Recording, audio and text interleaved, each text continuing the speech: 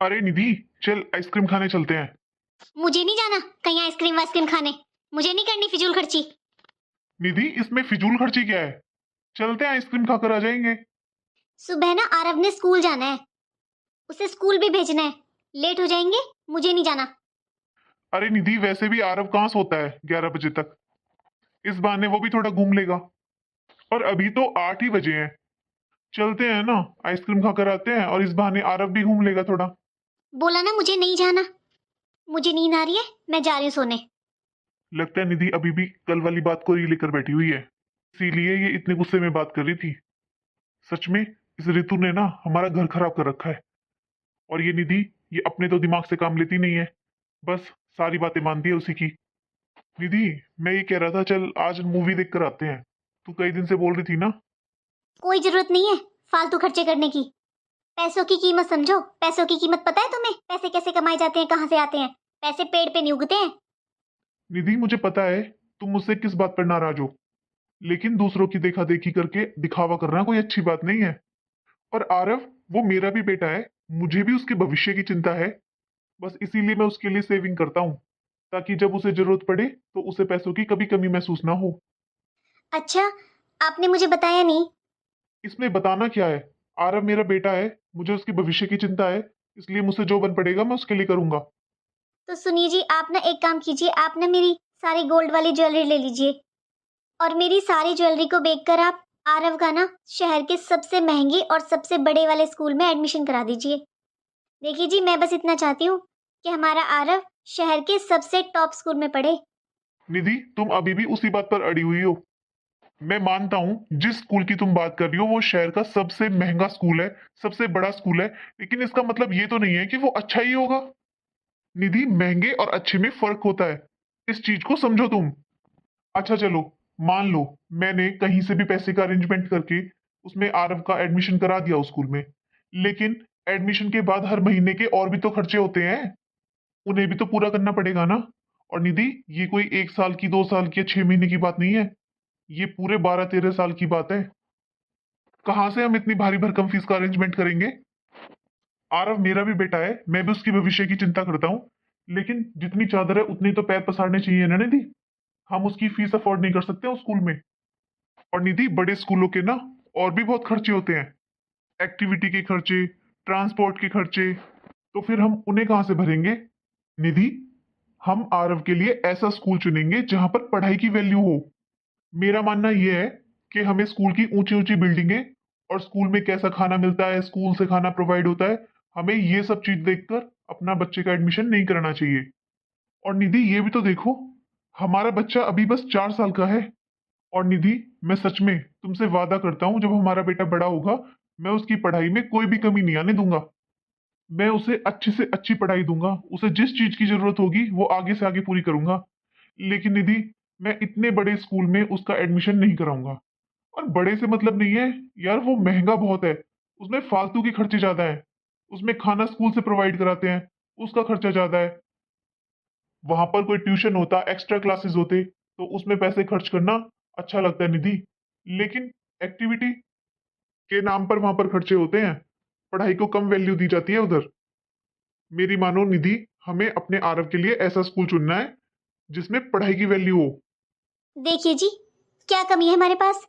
मैं अपने सारे गहने देने के लिए तैयार हूँ आपको, लेकिन मुझे जो स्कूल पसंद है आप उसमें मेरे बेटे का एडमिशन नहीं करा रहे हो। और 4 साल से एज से क्या मतलब है आपका? हम अभी से उसका अच्छे और महंगे स्कूल में एडमिशन कराएंगे तो वैसा ही उसका बेस बनेगा। निधि, ये गहनों का त्याग ना एक माँ के लिए कोई बहुत बड़ा त्याग नहीं है। जो तुम सोच रही हो ना कि तुम अपने गहने दे रही हो तो बहुत बड़ा त्याग कर रही हो, ये कोई त्याग नहीं है। अरे तुम्हें त्याग देना है ना, तो अपना थोड़ा समय दो आरव को। उसको अच्छा पौष्टिक खाना खिलाओ, उसके साथ खुली हवा में खेलो, और जो तुम्हारे अंदर हुनर है वो आरव को सिखाओ। तुम कभी आरव को लेकर बैठती हो? कभी उसे इतना टाइम देती हो? सारा टाइम या तो तुम टीवी में सीरियल देखती हो, वरना फोन में आप इंस्टाग्राम चलाती हो। अरे, आरव को तुम्हारे टाइम की जरूरत है।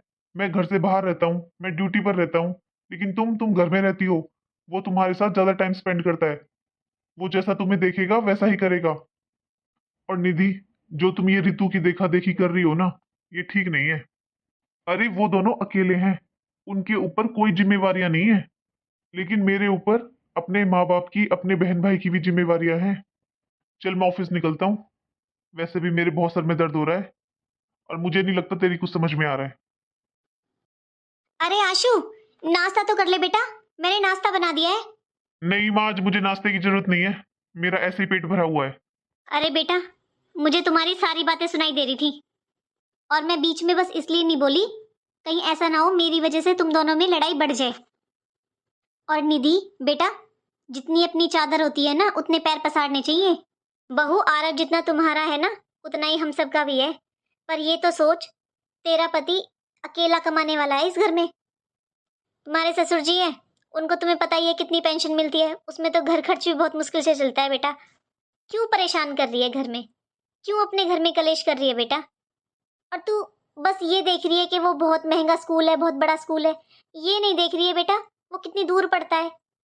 कौन लेने जाएगा, कौन छोड़ने जाएगा? एक दिन भी अगर वैन नहीं आएगी तो कितनी दिक्कत होगी, ये बता। कितनी दूर है वो हम लोगों से स्कूल, हमारे घर से कितनी दूर है वो स्कूल, तू खुद सोच। ऐसा है मम्मी जी, यहाँ पर बात ना स्टैंडर्ड की हो रही है, लेकिन आपके समझ में नहीं आएगा कि स्टैंडर्ड क्या होता है। आपने मम्मी जी स्टैंडर्ड देखा ही नहीं है। आपने अपने बच्चों को गवर्नमेंट स्कूल में पढ़ा लिया, तो आप सोचते हो कि मैं अपने बेटे को भी गवर्नमेंट स्कूल में पढ़ाऊं। पैसों का इंतजाम मैं खुद कर लूंगी, चाहे मैं कहीं से भी करूं, लेकिन एडमिशन तो मेरे बेटे का उसी स्कूल में होगा। मैं कहीं ना कहीं से पैसे मांग लूंगी, लेकिन मैं अपने बेटे के लिए पैसों का अरेंजमेंट करूंगी। मैं मंगवाऊं तेरे से कहीं से पैसे? दो पड़ेंगे अब तेरे, सुधर जाएगी तू। अरे आशु, ये क्या कर रहा है बेटा? ये क्या तरीका है तेरा अपनी पत्नी से बात करने का? अरे माँ, एक हफ्ता हो गया इसकी बकवास सुनते सुनते। देख लो मम्मी अब आप ही। अरे बेटा, ये कोई घर में झगड़ा करने की बात नहीं है, इस बात पर घर में झगड़ा मत करो। एक काम कर आशु, मैं कह रही हूँ तुझसे, जिस स्कूल में बोल रही है ना निधि, जा उस स्कूल के फॉर्म वगैरह जो भी है लेकर आ। जो भी फॉर्मेलिटी है ना, जब पूरी कर ले बेटा। देखते हैं, पैसे का अरेंजमेंट कर लेंगे, कुछ हो जाएगा, सब हो जाएगा। जहाँ निधि कह रही है वहां पर एडमिशन करा जा, सारी फॉर्मेलिटी कर ले, करा जा, एडमिशन करा उसमें। मुझे पता है बेटा, तू बहुत सेविंग करता है अपने बेटे के लिए, पर बेटा क्या फायदा ऐसी सेविंग का अगर घर में ही झगड़ा होता रहे तो। थैंक यू मम्मी जी, मेरी बात समझने के लिए। मुझे पता था मम्मी जी, कोई समझे ना समझे आप जरूर मुझे समझोगे। मम्मी जी, बस मैं इतना चाहती हूँ, मेरा यही सपना है कि मेरा आरव शहर के सबसे महंगे और अच्छे और बड़े स्कूल में पढ़े, ताकि मैं अपने फ्रेंड सर्कल में सबको बता सकूं मेरा आरव कौन से स्कूल में पढ़ता है। मम्मी जी, सब ना स्कूल का नाम सुनकर ही शॉक्ड हो जाएंगे। जा बेटा, जा तू कर ले, जा आज ऑफिस मत जा, और जा स्कूल की सारी फॉर्मेलिटी पूरी कर ले। मम्मी जी चाय पियोगे, ले आऊं क्या? लगता है मम्मी जी मुझसे नाराज है, रहने दो। अरे अपने बच्चे के भविष्य के लिए मुझे कुछ भी करना पड़े मैं करूंगी, जिसको मुझसे नाराज होना है हो जाए। भाभी, काजल भाभी। अरे आंटी जी नमस्ते। फिर आ गई ये, हमारे घर में कलेश करवा रखा है। सारे कलेश घर में इसी की वजह से होते हैं। अरे रितु तुम आओ। कैसे हो आंटी जी? हाँ हाँ मैं ठीक हूँ, तू बता किस लिए आई है, बता क्या काम है? अरे आंटी जी मैं तो बस ये पूछने आई हूँ, आपका पोता आरव कौन से स्कूल में पढ़ता है?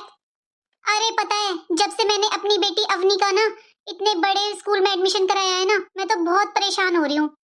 पहले तो आंटी जी मैंने स्टैंडर्ड के चक्कर में आके, लोगों को दिखाने के चक्कर में मैंने ना इतने बड़े स्कूल में एडमिशन करा दिया अपनी बेटी का। पर आंटी जी वहाँ के तो खर्चे बहुत ज्यादा हैं। कभी मदर्स डे होता है, कभी फादर्स डे, कभी एनुअल फंक्शन, इनके नाम पर ना नई नई ड्रेसें बनवाते रहते हैं। और आंटी जी आपको तो पता ही है, ये जो फैंसी ड्रेसेस होती हैं ये तो बच्चों के काम भी नहीं आते फिर। और तो और आंटी जी 5-5 हजार तो फंक्शन के नाम पर ले लेते हैं ये स्कूल वाले। क्या बताऊं आंटी जी, फीस ही मुश्किल से भरी जाती थी, और ऊपर से ये सब खर्चे कहाँ से भरूं आंटी जी। और ऊपर से मेरी तो ना मेरे हस्बैंड के साथ भी झगड़ा हो गया, इसीलिए तो आंटी जी मैंने नौकरी भी करनी शुरू कर दी। सोचा था थोड़ा सा मैं भी एडजस्टमेंट कर लूंगी, मैं और मेरे हस्बैंड दोनों नौकरी करेंगे तो शायद हम अपनी को इतने अच्छे स्कूल में पढ़ा पाएंगे, सब कुछ मैनेज हो जाएगा। पर हुआ उसका उल्टा ही। नौकरी करती हूँ आंटी जी, मुझे टाइम ही नहीं मिलता। मैं तो अपने बच्चे को टाइम भी नहीं दे पाती, ना मैं उसे पढ़ा पाती हूँ ना उसके साथ खेल पाती हूँ। मैं मेरे बच्चे से बिल्कुल दूर हो गई हूँ। स्कूल से कंप्लेन आती है, वो पढ़ती नहीं है, मुझे टाइम ही नहीं मिलता आंटी जी, आप बताइए मैं किस टाइम पढ़ाऊं उसे? स्कूल के इतने खर्चे हैं, इतनी फीस है, अगर ट्यूशन भी लगाऊंगी तो हमारे तो खाने के बिल आले पड़ जाएंगे। बस अब मैं क्या बताऊं आंटी जी, बीमार भी रहने लगी है मेरी बच्ची, मेरे पास टाइम ही नहीं है, मैं क्या करूं आंटी जी। बस अब मैंने सोचा है बहुत हो गया, मुझे नहीं पढ़ाना अब उसको स्कूल में, मैं नहीं पढ़ा सकती। अरे वो कोई स्कूल है आंटी जी, पढ़ाई पर इतना ध्यान नहीं देते हैं, और फालतू के खर्चे, अरे फंक्शन के नाम पर 5-5 हजार रुपए ले लेते हैं, डेली तो इनको फैंसी ड्रेसेस चाहिए, हर महीने इनकी नई ड्रेस बनवाओ, फिर वो किसी काम की नहीं रहती है। बस अब आप मुझे बताइए आंटी जी, आरव कौन से स्कूल में पढ़ता है, मैं उसी स्कूल में एडमिशन कराऊंगी अपनी बेटी का। मैं तो बस थक चुकी हूँ आंटी जी अब। पता है आंटी जी, आज तो हद ही हो गई, मेरी बेटी ने बोला मुझे सिंगापुर घूमने जाना है। अब आंटी जी आपको तो पता ही है, इतना बड़ा स्कूल है, उसमें बड़े बड़े घरों के बच्चे आते हैं, और वो लोग सब विदेशों में घूमने जाते हैं। आंटी जी अब हम जैसे लोग उन लोगों की रीस कहाँ कर सकते हैं, हम लोगों ने तो खुद नहीं विदेश नहीं घूमा, तो बच्चों को कहाँ से विदेश भेज देंगे। आंटी जी मुझे तो सच में समझ आ गया, जितनी चादर होती है ना आंटी जी, उतने ही पैर पसारने चाहिए। अब आप प्लीज आंटी जी मुझे बताओ आरव कौन से स्कूल में पढ़ता है, अवनी का एडमिशन भी मैं वहीं पर करा दूंगी। अरे बेटा रितु, एक काम कर, तू सुबह 8 बजे आ जाना, मैं चलूंगी तेरे साथ आरव के स्कूल में, मैं चलूंगी तेरे साथ अवनी का एडमिशन कराने। तुझे पता है बेटा, आरव के स्कूल में ना पढ़ाई को बहुत महत्व दिया जाता है, वहां पर ना ऐसे फालतू के खर्चे नहीं है, तू टेंशन मत ले। और बेटा अच्छा हुआ तेरी समझ में आ गया बेटा, जितनी चादर होती है उतने ही पैर पसारने चाहिए, ये दिखावे के चक्कर में नहीं पड़ना चाहिए बेटा। ठीक है आंटी जी, मैं कल आती हूँ सुबह आपके पास। ठीक है बेटा। तुझे क्या हुआ काजल बहू, तू क्यों मुंह लटका कर खड़ी हो गई, अब नहीं बोलेगी कुछ? मुझे माफ कर दीजिए मम्मी जी, मैं ना इनको भी फोन कर देती हूँ, अभी आरव का वो एडमिशन के लिए फॉर्म लेने गए हैं ना, तो मैं उनको बता देती हूँ जहाँ पर हमारा आरव पढ़ रहा है वहीं पर, ठीक है? सॉरी मम्मी जी। हाँ बहू ठीक है। दोस्तों, मनुष्य के जीवन में जितना महत्व हवा पानी और भोजन का है ना, उतना ही महत्व शिक्षा का भी है। शिक्षा ही होती है जो हमें एक बेहतर जिंदगी देती है, जीवन देती है, और स्कूल ही वो जगह है जहाँ पर बच्चे समाज में रहना सीखते हैं, समाज में कैसे रहना है ये सब सीखते हैं।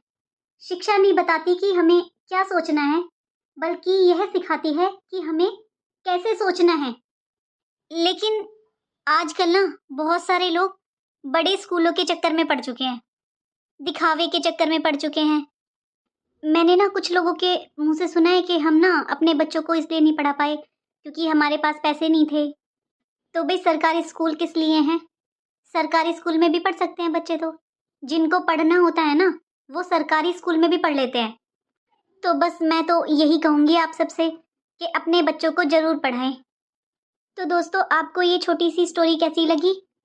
और इस स्टोरी से बस यही मैसेज देना था कि अपने बच्चों को ज़रूर पढ़ाएं, दिखावे के चक्कर में ना पड़े।